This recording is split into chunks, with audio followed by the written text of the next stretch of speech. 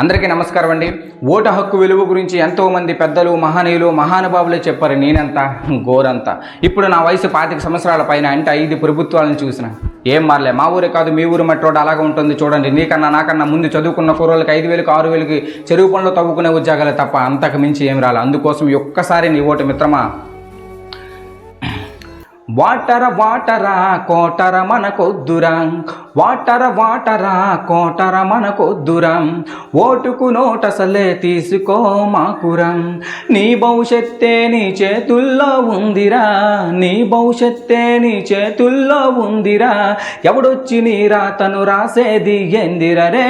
వాటరా కోటర మనకొద్దురం, ఓటుకు నోటసలే తీసుకో మాకురం.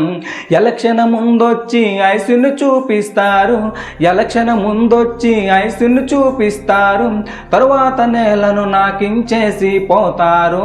వాటరా కోటర మనకొద్దురం, ఓటుకు నోటసలే తీసుకో మాకురం. నువ్వు కొన్నొస్తువుకే గ్యారంటీలు అడుగుతావు, నువ్వు కొన్నొస్తువుకే గ్యారంటీలు అడుగుతావు, కానీ భవిష్యత్తుని తాకట్టు పెడతావు. వాటరా కోటర మనకొద్దురం, ఓటుకు నోటసలే తీసుకో మాకురం.